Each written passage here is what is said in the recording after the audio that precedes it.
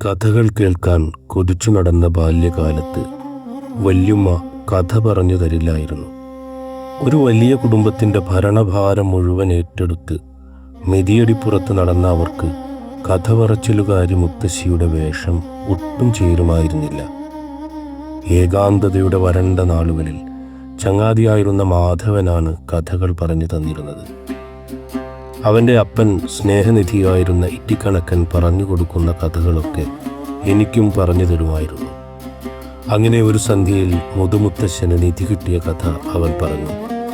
പുതുവനപ്പറമ്പിലെ ഹാജിയാരുടെ പറമ്പിൽ ചാണകക്കുഴി കുത്തുമ്പോൾ കിട്ടിയ ചെപ്പുകുടം അയാൾ ഒളിപ്പിച്ചു വെച്ചു. രാത്രിയിൽ എല്ലാവരും ഉറങ്ങിയ ശേഷം നഗ്നനായി കൂരാക്കൂരിരുട്ടത്ത് ചെപ്പുകുടവുമെടുത്ത് വീട്ടിലെത്തിയ അപ്പൂപ്പനെ അമ്മൂമ്മ കൈയോടെ പിടികൂടി. മേഘങ്ങൾക്കിടയിൽ നിന്ന് ഒരു രൂപം ഇറങ്ങി വന്ന് ചെപ്പുകുടം സമ്മാനിച്ച കഥ അയാൾ ഭാര്യയോട് പറഞ്ഞു. അപ്പോൾ മാനത്ത് നിന്ന് മലർമഴ പെയ്തിരുന്നു. മുല്ലമുട്ടുകളും മീനമാസമാണെങ്കിലും ഇടിവെട്ടിയിരുന്നു. നേരം വെളുത്ത് മുറ്റമടിക്കുമ്പോൾ കരിയിലകൾക്കൊപ്പം മലരും മുല്ലപ്പൂക്കളും അടിച്ചുകൂട്ടി തീയിട്ടു. മുത്തശ്ശി കണ്ടതും കേട്ടതുമൊന്നും മിണ്ടിപ്പോകരുതെന്ന് താക്കീത് ചെയ്തിരുന്നല്ലോ മുത്തശ്ശൻ. പാവം മുത്തശ്ശി. രഹസ്യം ആരോടെങ്കിലും പറഞ്ഞു കാണും. അധിക നാൾ കഴിയും മുമ്പേ അധികാരി അന്വേഷിച്ചെത്തി. നിധിയൊന്നും കിട്ടിയിട്ടില്ലെന്നും ഭാര്യയ്ക്ക് കിറുക്കാണെന്നും അപ്പൂപ്പൻ പറഞ്ഞു. മലരും മുല്ലപ്പൂക്കളും പെയ്ത രാത്രിയെക്കുറിച്ച് അമ്മൂമ്മ പറഞ്ഞപ്പോൾ അധികാരിക്ക് കാര്യം ബോധ്യമായി. അയാൾ തിരിച്ചുപോയി. ഹാജിയാരുടെ കാര്യസ്ഥന് പക്ഷേ എന്തോ കള്ളക്കളി മണത്തു. അയാൾ വേണ്ട വിധം ചോദ്യം ചെയ്തപ്പോൾ നിധി താനെ പുറത്തു വന്നു. മാധവന്റെ അപ്പൂപ്പന് തുടർന്നും കുമ്പിളിൽ തന്നെ കഞ്ഞി. ഇന്ത്യയുടെ ചരിത്രവും ഐതിഹ്യങ്ങളും ചങ്ങാതിയുടെ അപ്പൂപ്പന് കിട്ടിയ നിധി പോലെ മലർ പെയ്യുന്ന രാത്രികളിൽ സംഭവിച്ച അത്ഭുതങ്ങളാണ്. അത്ര നിഷ്കളങ്കമല്ല നമ്മുടെ ഐതിഹ്യങ്ങളെന്ന് ഹാജിയാരുടെ കാര്യസ്ഥനെ പോലെ എനിക്കും തോന്നി. കീഴാളർ കഥ പറയുമ്പോൾ കഥാപാത്രങ്ങളുടെ മോന്തയിൽ കടുത്ത നിറങ്ങൾ ചാർത്തും. മെയ്യിൽ തോരണങ്ങളും പരമ്പരകൾ അവയെ തേച്ചു മിനിക്കുകയും മേലാളർ അവർക്ക് ആവശ്യമായ തിരുത്തലുകൾ വരുത്തി ഇതിഹാസമായി അംഗീകരിക്കുകയും ചെയ്യുന്നു. നമ്മുടെ കൂടെ ഇന്നുള്ളത് സമദ് എന്ന് ഞങ്ങൾ വിളിക്കുന്ന എഴുത്തുകാരൻ സമദാണ്. അദ്ദേഹത്തിൻ്റെ 1 ഖുറായിരം എന്ന പുസ്തകത്തിൻ്റെ തുടക്കത്തിലെ ഭാഗമാണ് ഞാൻ വായിച്ചത്. കൊടുങ്ങല്ലൂരിനടുത്ത് ശാന്തിപുരത്ത് 1952 അദ്ദേഹം ജനിക്കുന്നത്. GMUP school, Panangad high school, MES Asmabi college എന്നിവിടങ്ങളിൽ നിന്ന് പഠനം. ഏറെ നാളത്തെ പ്രവാസത്തിനു ശേഷം നാട്ടിൽ പെട്രോളിയം വിതരണം, ടൂറിസം മേഖലകളിൽ വ്യാപൃതനാണ്. എഴുത്തിനോടൊപ്പം പരിസ്ഥിതി പ്രവർത്തനങ്ങളിലും സജീവമാണ്. ഇപ്പോൾ കുടുംബസമേതം തൃശ്ശൂരിൽ താമസിക്കുന്നു. മലയാളത്തിലെ പ്രമുഖ മാസികകളിലും ആനുകാലികങ്ങളിലും കഥകളും ലേഖനങ്ങളും എഴുതാറുണ്ട്. പെൺവഴികൾ കറന്റ് ബുക്സ്, പള്ളിവയ്പ്പിലെ കുതിക്കല്ലുകൾ DC ബുക്സ്, 1 ഖുറായിരം, പാൽമിറ ബുക്സ് എന്നിവയാണ് പ്രസിദ്ധീകരിച്ച നോവലുകൾ. പെൺവഴികൾ, പള്ളിവെപ്പിലെ കൊതിക്കല്ലുകൾ, അവസാനം എഴുതിയ 1 ഖുറായിരം, അങ്ങനെ 3 നോവലുകൾ എഴുതി. ഒട്ടേറെ ചെറുകഥകൾ എഴുതി. എനിക്ക് തോന്നുന്നത് ഇപ്പോൾ സമദുഖൻ്റെ നല്ല അടുത്തൊരു സുഹൃത്താണ്. 2 നോവലുകളും, പെൺവഴികൾ ഞാൻ വായിച്ചിട്ടില്ല, നന്നായി അടുത്ത് വായിച്ച ഒരാളാണ്. അപ്പോൾ ഇന്നത്തെ കേരളം ചർച്ച ചെയ്യപ്പെടേണ്ട ഒരുപാട് വിഷയങ്ങൾ അതിലുണ്ട്. അപ്പോൾ എന്തുകൊണ്ടാണ് അങ്ങനെ വേണ്ട വിധത്തിൽ ആളുകളത് ശ്രദ്ധിക്കാതെ പോയത് എന്നുള്ളതിനെ കുറിച്ചിട്ട് ഒരു എഴുത്തുകാരെന്നുള്ള രീതിയിൽ നിങ്ങൾക്ക് എന്ത് തോന്നുന്നുണ്ട്? എനിക്ക് തോന്നുന്നത് ഇപ്പോൾ വേറൊരു യുഗമാണ് ആകപ്പാടെ. സോഷ്യൽ മീഡിയയുടെയും ബിറ്റുകളുടെയും അങ്ങനെ കഷ്ണങ്ങളുടെ ഒരു കാലമാണ്. അപ്പോൾ ദീർഘമായിട്ടുള്ള നോവൽ പോലെയുള്ള സംഭവങ്ങൾക്ക് ഇനി വലിയ ഭാവിയില്ലെന്നാണ് എനിക്ക് തോന്നുന്നത്. ഏതായാലും പണ്ട് ടോൾസ്റ്റോയുടെ പുസ്തകങ്ങളൊക്കെ ഇപ്പോൾ പ്രസിദ്ധീകരിച്ചാൽ എങ്ങനെ ഇരിക്കും, ആര് വായിക്കും അത്? അതുപോലെ ഇപ്പോൾ സാധാരണ നോവലുകളും ഇപ്പോൾ ബഷീറിന് തന്നെ പുതിയതായിട്ട് വന്നു കഴിഞ്ഞാൽ വായിക്കപ്പെടുമോ എനിക്കറിയില്ല. അപ്പോൾ കാലത്തിൻ്റെതായിട്ടുള്ളൊരു വ്യത്യാസമുണ്ട്. ഇപ്പോൾ ജനങ്ങൾക്ക് വേണ്ടത് വേറെ എന്തോ ആണ്. അതെന്താണെന്ന് എനിക്കറിഞ്ഞൂടാ. എനിക്ക് ഈ തോന്നിയിട്ടുള്ളൊരു കാര്യം, ഇപ്പം വളരെ ഗൗരവമായിട്ട് വായനയെ എടുത്തിട്ടുള്ള ഒരു വിഭാഗം ഏത് കാലത്തും വളരെ കുറവേ ഉണ്ടായിട്ടുള്ളൂ. ഇപ്പം എനിക്ക് തോന്നുന്നത് ബാക്കിയുള്ളവരൊക്കെ ഈ പൾപ്പ് റീഡിങ്ങിലൊക്കെ ആയിരുന്നു കൂടുതലുണ്ടായിരുന്നത്. അതിനെ നമ്മൾ പൾപ്പ് എന്ന് പറയുന്നു, നമ്മളതിനെ ഗ്രേഡ് ചെയ്ത് പറയല്ല, എന്നാലും കുറച്ച് ഗൗരവമായിട്ടുള്ള വിഷയങ്ങളെ വായിക്കുന്ന ആളുകൾ വളരെ കുറവ് ഏത് കാലത്തും ഉണ്ടായിട്ടുള്ളൂ. ഇപ്പോഴും അങ്ങനത്തെ വായനക്കാരുണ്ടല്ലോ. പക്ഷേ അത് പറഞ്ഞ രാഷ്ട്രീയം ഒരു പ്രശ്നമായിട്ടുണ്ടോ? ആള് ഗ്രഹിച്ചാലല്ലേ, മനസ്സിലാക്കിയാലല്ലേ രാഷ്ട്രീയം നിഷേധിക്കുക, അതിനെതിർക്കുക, സ്വീകരിക്കുക ചെയ്യുക. അത് വായിക്കപ്പെട്ടിട്ടില്ല വിചാരിച്ചത്ര. ഇപ്പോൾ ഒരു പക്ഷേ ഷഹീൻ വിചാരിക്കുന്ന പോലെ അത് വായിക്കപ്പെട്ടില്ല. വായിക്കപ്പെട്ടിട്ടുണ്ട്, പക്ഷെ അത്രയും ആയില്ല എന്ന് മാത്രമേ ഉള്ളൂ. വായിച്ചിട്ട് തിരസ്കരിക്കുക അല്ലെങ്കിൽ അതിനെ ആക്രമിക്കുക, സുകുമാർ അഴീക്കോട് ജി ശങ്കരക്കുറുപ്പിനെ ആക്രമിച്ച പോലെ ആക്രമിച്ചു കഴിഞ്ഞാൽ ശങ്കരക്കുറുപ്പ് പ്രശസ്തനാവും. അതിന് ആക്രമണം വരെ ഉണ്ടായില്ല. പിന്നെ അത് ചിലർ തിരിച്ചറിയുന്നുണ്ട്, അത് നല്ല പൊളിറ്റിക്കലി ഒക്കെ പ്രാധാന്യമുള്ള, കാലിക പ്രാധാന്യമുള്ളതാണെന്ന് തിരിച്ചറിയുന്നുണ്ട്. പക്ഷെ വായിക്കപ്പെടുന്നില്ല. വായിക്കപ്പെടാത്തതിന് കാരണം അത് നോവൽ സാഹിത്യമൊക്കെ കാലഹരണപ്പെട്ടു എന്ന് തോന്നുന്നുണ്ട്. അപ്പോൾ ഇപ്പോഴും ആളുകളില്ലേ, പലരും ഗുസ്തി പിടിച്ചും അഭ്യാസം കാണിച്ചും ഒക്കെയാണ് വായിക്കപ്പെടുന്നത്. അതിന് ഒന്നാമത് ഇപ്പോൾ പെണ്ണായിരിക്കുകയും എഴുതുകയും ചെയ്തു കഴിഞ്ഞാൽ കുറേ കൂടി മലയാള അവസ്ഥയിൽ, യൂറോപ്പിലൊന്നുമില്ല, ഇപ്പോഴും പെണ്ണൊരു വലിയ സ്വാധീനമാണ് മലയാളിക്ക്, ദാരിദ്ര്യം കൊണ്ടാവാം. അപ്പോൾ പെണ്ണായിരിക്കുകയും കവിതയോ നോവൽ എഴുതിയാൽ കുറച്ചും കൂടിയും അഡ്വാൻറ്റേജ് ഉണ്ട്. അല്ലെങ്കിൽ പിന്നെ എന്തെങ്കിലും അഭ്യാസങ്ങൾ കാണിക്കണം. പലരും വളരെ ഇപ്പോൾ മീശക്കൊക്കെ ഉണ്ടായ പോലെയുള്ള ചില കൃത്രിമമായിട്ടുണ്ടാക്കാമല്ലോ, അത് കൃത്രിമമാണോന്ന് എനിക്കറിയില്ല. കൃത്രിമമായിട്ട് അങ്ങനത്തെ പ്രശ്നങ്ങൾ ഉണ്ടാക്കാം, ശ്രദ്ധിക്കപ്പെടുക, അപ്പോൾ വായിക്കാം. അല്ലെങ്കിൽ പിന്നെ ആളുകൾ എന്താ ചെയ്യണത്, ഇപ്പോൾ മലയാളി ചെയ്യണത് മാർക്കേസിൻ്റെ പരിഭാഷ അല്ലെങ്കിൽ പൗലോ കൊയ്ലോൻ്റെ പരിഭാഷ ഒക്കെ വായിച്ച് കഷത്ത് വെച്ച് നടക്കണം. അതൊരു വായനയല്ല ശരിക്ക്. ഇപ്പോൾ മുകുന്ദനെ, ഒ വി വിജയനെ വായിക്കുക എന്ന് പറഞ്ഞാൽ അത് ലക്ഷക്കണക്കിന് ആളുകൾ വായിച്ച് വളരെ എളുപ്പം മനസ്സിലാവുകൾക്ക്. ആദ്യം വായിച്ച കാലത്ത് ആദ്യം വായിക്കുമ്പോൾ വളരെ കുറച്ച് പേർക്ക് അത് മനസ്സിലായിട്ടുള്ളൂ. പലപ്പോഴും അങ്ങനെയാണ്, നോവലുകളൊക്കെ ഒരുപാട് വായനകൾ നടന്നാൽ മാത്രമേ ഗ്രഹിക്കപ്പെടുകയുള്ളൂ. അത്രയൊരു വായന അല്ല, ഞാൻ കമ്പയർ ചെയ്തില്ല. ഞാൻ അത് ഇപ്പോൾ പള്ളി വൈപ്പിലെ കൊതിക്കല്ലുകൾ DC ബുക്സാണ് പബ്ലിഷ് ചെയ്തിട്ടുള്ളത്. പള്ളി വൈപ്പിലെ കൊതിക്കല്ലുകൾ അത് മുഴുവനായിട്ട് വിറ്റഴിച്ചു, ഇപ്പം കോപ്പി കിട്ടാനില്ല. എന്തുകൊണ്ട് അവരൊരു സെക്കൻഡ് എഡിഷനെ കുറിച്ചിട്ട് അവർ ആലോചിക്കുന്നില്ല? DC പ്രാഥമികമായിട്ടൊരു ബിസിനസ് സ്ഥാപനമാണ്. അവർക്ക് കുറച്ചും കൂടി എഫേർട്ട് കുറേ കൂടി കാശുണ്ടാക്കാൻ വരെ വഴികളുണ്ട്. അതുകൊണ്ടായിരിക്കാം,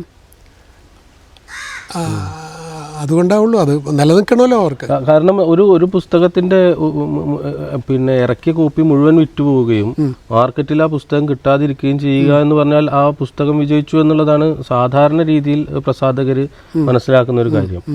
എന്നിട്ടും അത് റീപബ്ലിഷ് ചെയ്യുന്നില്ല, പിന്നെ അതിന് എഡിഷൻ ചെയ്യുന്നില്ല, അങ്ങനെ ഒരു ഇതില്ല. അപ്പോൾ എനിക്ക് തോന്നുന്നത് അതിൻ്റെ രാഷ്ട്രീയം അതിന് പ്രശ്നമായിട്ടുണ്ടോ? എനിക്ക് അറിയില്ല, എനിക്ക് പറയാൻ പറ്റില്ല. അത് ഞാനെങ്ങനെയാണ് അതിനെ വിലയിരുത്തിയിരുന്നത്, അവർക്ക് താല്പര്യമില്ല.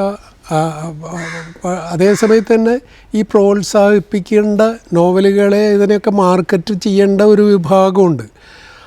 ആ വിഭാഗത്തിന് താല്പര്യമുള്ള രചനയല്ല തീർച്ചയായിട്ടും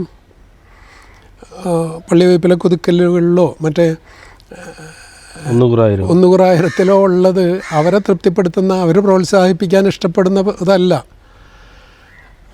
അതുകൊണ്ട് സാധ്യതയുണ്ട്, പക്ഷേ എനിക്കതിനെക്കുറിച്ച് വ്യക്തമായിട്ട് അറിയില്ല, അറിയാണ്ട് പറയാൻ പറ്റില്ല. ഇപ്പം കേൾക്കുന്ന ആളുകളുടെ റീകളക്ട് ചെയ്യുന്ന വേണ്ടി പറയാണ്, 100,000 എന്ന് പറഞ്ഞു കഴിഞ്ഞാൽ ശരിക്കും ഈ 600-700 കാലഘട്ടം, ഈ പിന്നെ AD 600-700 കാലഘട്ടം, ആ കാലഘട്ടത്തിൻ്റെ ഇടയിലാണ് പിന്നെ ഇസ്ലാം മക്കയിലുണ്ടാകുന്നത്. അതിൻ്റെ മുന്നേയും അറബികൾ പിന്നെ നമ്മുടെ മലബാറിൻ്റെ തീരത്ത്, കേരളത്തിൻ്റെ തീരത്ത് വന്നു പോയിട്ടുണ്ട്. അതിന് ഇസ്ലാമിൻ്റെ കാലഘട്ടത്തിലും വന്നിട്ടുണ്ട്, ഇസ്ലാമിന് ശേഷം വന്നിട്ടുണ്ട്. പക്ഷേ വലിയൊരു ഇപ്പോൾ പുതിയ ഈ പിന്നെ ഒരു ഭാഷ എന്താ വെച്ചാൽ വളരെ 200-300 വർഷം മുമ്പ് വന്ന വരത്തന്മാരാണ് മലയാളികൾ എന്നുള്ള രീതി, പിന്നെ മുസ്ലിങ്ങൾ എന്നുള്ള രീതിയിലുള്ള ഒരു പരിപ്രേക്ഷ്യമൊക്കെ അവതരിപ്പിക്കുന്നുണ്ടല്ലോ. അപ്പോൾ അതിൽ ഈ കുറേ കാലത്തെ ഒരു 1000 വർഷത്തോളമുള്ള കേരളത്തിൻ്റെ സൈലൻ്റ് ആയിട്ടുള്ള നിശബ്ദമായി കിടന്നിരുന്ന ഒരു ഗ്യാപ്പിനെ എനിക്ക് തോന്നിയൊരു കാര്യമാണ്. ഫില്ല് ചെയ്യുന്ന തരത്തിലുള്ളൊരു ഫിക്ഷൻ ആയിരുന്നു ഒന്നുകൂറായിരം എന്ന് തോന്നിയിട്ടുണ്ട്. അങ്ങനെ ഒരു രചനയിലേക്ക് പോകാനുള്ളൊരു കാരണം എന്താണ്? എൻ്റെ ചരിത്രം വായന എന്നെ സ്വാധീനിച്ചിട്ടുള്ളൊരു മനുഷ്യൻ, ചരിത്രം മലയാളി ചരിത്രകാരന്മാരിൽ സ്വാധീനിച്ചിട്ടുള്ളൊരു മനുഷ്യൻ എന്ന് പറഞ്ഞു കഴിഞ്ഞാൽ അത് കേസരി ബാലകൃഷ്ണ പിള്ളയാണ്. അദ്ദേഹം ഒരു പ്യൂർ ചരിത്രകാരനാണോ എന്ന് ഒക്കെ സംശയം ഉണ്ടാവും. പക്ഷേ അദ്ദേഹത്തിൻ്റെതായ ഒരു രീതി ഉണ്ടായിരുന്നു. കുറേ കൂടി സ്വതന്ത്രമായിട്ട് ചിന്തിക്കുകയും സ്വതന്ത്രമായിട്ട് എഴുതുകയും സ്വതന്ത്രമായിട്ട് ഗവേഷണവും ചെയ്തിരുന്ന ആളായിരുന്നു അദ്ദേഹം. അദ്ദേഹത്തിൻ്റെ വായനകളിൽ നിന്ന് എനിക്ക് വളരെ വ്യക്തമായിട്ടൊരു കാര്യം ബോധ്യം വന്നിട്ടുണ്ട്. ചരിത്രം എന്ന് പറഞ്ഞാൽ അപ്പോഴത്തെ തമ്പുരാക്കന്മാർ എഴുതി വെക്കുന്ന സാധനമാണ്. അപ്പോഴത്തെ തമ്പുരാക്കന്മാരുടെ അടിമകൾ മാത്രം വായിക്കുകയും പ്രചരിപ്പിക്കുകയും ചെയ്യുന്ന കാര്യമാണ് ചരിത്രം. അതിന് വളരെ സിമ്പിളായിട്ടുള്ളൊരു ഉദാഹരണം എന്താണെന്ന് വെച്ചാൽ യൂറോപ്യൻ മേൽക്കോയ്മ. ഈ ലോകത്തിൻ്റെ മുഴുവൻ അറിവും യൂറോപ്പിൻ്റെയാണെന്ന് ധരിച്ചു വെച്ചിരിക്കുകയാണ് നമ്മളിൽ ഭൂരിഭാഗം ആളുകളും. പ്രത്യേകിച്ച് ഭാഷ, മലയാള ഭാഷ ഇംഗ്ലീഷിൻ്റെ പാരമ്പര്യമുള്ള ഭാഷയാണത്. ഇതെത്ര മലയാളി മനസ്സിലാക്കുന്നുണ്ട്? ഷേക്സ്പിയറും എഴുത്തച്ഛനും തമ്മിലുള്ള ദൂരം വളരെ കുറച്ചേ ഉള്ളൂ. പക്ഷേ നമ്മൾ വിചാരിക്കുന്നത് ഇംഗ്ലീഷ് ഭാഷ അങ്ങേ ആദമിൻ്റെ കാലം മുതലുണ്ടായതാണെന്നാണ്. അല്ല, അവരുടെ സാഹിത്യം പോലും വളരെ നല്ല സാഹിത്യം അവരിലുണ്ട്, പക്ഷേ അത്രയധികം പഴക്കമുള്ളതല്ല. ഇതുപോലെ ചരിത്രത്തിലുമുണ്ട്. യൂറോപ്പാണ് എല്ലാം സംഭവിച്ചത്. എല്ലാ ലോകത്തിലെ സകല കണ്ടുപിടുത്തങ്ങളും സകല ശാസ്ത്രവും സാഹിത്യമൊക്കെ ഉരുത്തിരിഞ്ഞുണ്ടാവുന്നത് യൂറോപ്പിലാണെന്ന് നമ്മളൊക്കെ ധരിച്ചു വെച്ചേക്കണത്. പക്ഷേ ഈ സാംസ്കാരിക പുരോഗതി, സംസ്കാരത്തിൻ്റെ ഒഴുക്ക് വേണ്ട വിധത്തിൽ മനസ്സിലാവാത്തത് കൊണ്ടാണ്, വേണ്ട വിധത്തിൽ തിരിച്ചറിവില്ലാത്തത് കൊണ്ടാണ് ആളുകളിങ്ങനെ ചിന്തിക്കുന്നത്. ചെറിയ കണ്ണടകൾ വെച്ചിട്ടാണ് ആളുകൾ നോക്കുന്നത്. അതുപോരാ, ഇതിനൊക്കെ കാണുമ്പോൾ വളരെ വിദൂരമായിട്ട് കാണാൻ പറ്റുന്ന ദൂരദർശിനികൾ തന്നെ വേണം.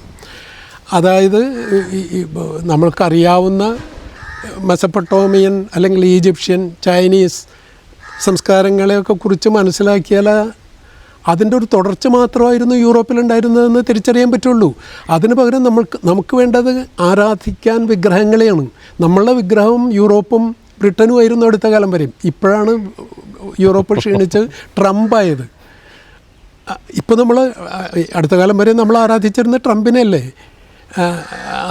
അപ്പോൾ അതും പോകും, ഇങ്ങനെ പോയിക്കൊണ്ടിരിക്കും. ചരിത്രം മുഴുവൻ ഈ ഉയർച്ച താഴ്ചകളാണ്. അപ്പോൾ നമ്മൾ വെറുതെ ഇപ്പോൾ ഇന്ത്യ സ്വാഭാവികമായിട്ടും ഒരുപാട് കോൺട്രിബ്യൂട്ട് ചെയ്തിട്ടുള്ളൊരു രാജ്യമാണ്. അതേസമയത്ത് കേരളത്തിന് ബന്ധം ഡൽഹിയോ കൽക്കത്തയോ ബോംബെ ആയിട്ടായിരുന്നില്ല.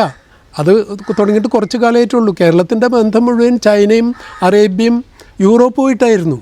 അതൊരു വലിയ വ്യത്യാസമാണ്. നമ്മളെ സാംസ്കാരിക മേന്മയ്ക്ക് ഒരു കാരണം നമ്മൾ വ്യത്യസ്തമായിട്ടുള്ള സംസ്കാരങ്ങളായിട്ട് ഇടപഴകാൻ നമുക്ക് അവസരം കിട്ടി എന്നുള്ളതാണ്.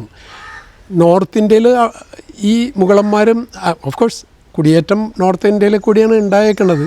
പക്ഷേ ആധുനിക ചരിത്രത്തിൽ, അതായത് കഴിഞ്ഞ ഒരു 2000 വർഷത്തെ ചരിത്രത്തിൽ കേരളത്തിന് കിട്ടിയിട്ടുള്ള അവസരം വടക്കേ ഇന്ത്യക്ക് കിട്ടിയിട്ടില്ല. കിട്ടിയിട്ടുണ്ടെങ്കിൽ തന്നെ വടക്കേ ഇന്ത്യയിൽ നിന്ന് കേരളത്തിനൊന്നും കിട്ടിയിട്ടില്ല. ഈ 100,000 പിന്നെ അതിലൊരു മഹാബലി എന്ന് പറയുന്ന നമ്മളുടെ ഒരു ഫിക്ഷനാണ്, അല്ലെങ്കിൽ ഒരു ഐതിഹ്യം എന്നൊക്കെ പറയാം. ഒരു ക്യാരക്ടറായിട്ട് അതിൽ വരുന്നുണ്ട്. വാവൊരു ക്യാരക്ടറായി വരുന്നുണ്ട്, അയ്യപ്പൻ ക്യാരക്ടറായി വരുന്നുണ്ട്. അപ്പോൾ ഇങ്ങനെ ചരിത്രത്തിൽ ഉണ്ടായിരുന്ന ചേരമാൻ പെരുമാൾ ഒരു ക്യാരക്ടറായിട്ട് വരുന്നുണ്ട്. ചരിത്രത്തിൽ ഉണ്ടായിരുന്ന ആളുകളെയും അതുപോലെ തന്നെ ഈ പറഞ്ഞതുപോലെ ഫിക്ഷൻ ആയിട്ട് നിൽക്കുന്ന അല്ലെങ്കിൽ ഐതിഹ്യങ്ങളായി നിൽക്കുന്ന ആളുകളെയും സമന്വയിപ്പിച്ചിട്ടാണല്ലോ എഴുതിയത്. അപ്പോൾ ഇങ്ങനെ അതുമാത്രം പിന്നെ ഇപ്പോൾ പള്ളിവയ്പ്പിലെ കൊതിക്കല്ലുകളിലും ഈ ചരിത്രവുമായി ബന്ധപ്പെട്ട എഴുത്താണുള്ളത്. ചരിത്രത്തിൻ്റെ ഒരു വ്യത്യസ്തമായിട്ടുള്ള കാഴ്ചപ്പാടാണ് സമദ് ഖാൻ്റെ എഴുത്തിലൊക്കെ ഉണ്ടാകുന്നത്. സമദ് ഖാനെ വായിക്കുന്ന ആളുകളൊക്കെ പറയുന്ന ഒരു കാര്യം എന്തെന്ന് വെച്ചാൽ ദ അതർ ഐ എന്നാണ്, മറ്റൊരു കണ്ണ്, ആരും ഇല്ലാത്ത വേറൊരു ഒബ്സർവേഷൻ എന്നാണ് പറയുന്നത്. അപ്പോൾ ഇങ്ങനെ ഒരു ഒബ്സർവേഷൻ, ഒരു രീതി ഉണ്ടാക്കിയെടുത്തത് മലയാളത്തിൽ എനിക്ക് തോന്നുന്നത് സർക്കിൾ ഓഫ് സീസൺ എന്നൊക്കെ പറഞ്ഞിട്ട് ഒരു എഴുത്തുകാരൻ്റെ പുസ്തകത്തിലാണ് ഇങ്ങനെ ഫിക്ഷനൈസ് ചെയ്തിട്ട് എഴുതിയിട്ടില്ല. അതല്ലാതെ മലയാളത്തിൽ തികച്ചും വ്യത്യസ്തമായിട്ടുള്ളൊരു ആഖ്യാന രീതി, അവതരണ രീതി ഒക്കെ ഉണ്ട്. ഇതിങ്ങനെ മനഃപൂർവ്വം ഡെവലപ്പ് ചെയ്ത് എടുത്തതാണോ അതോ അത് സ്വാഭാവികമായി ഉരുത്തിരിഞ്ഞു വന്നതാണോ?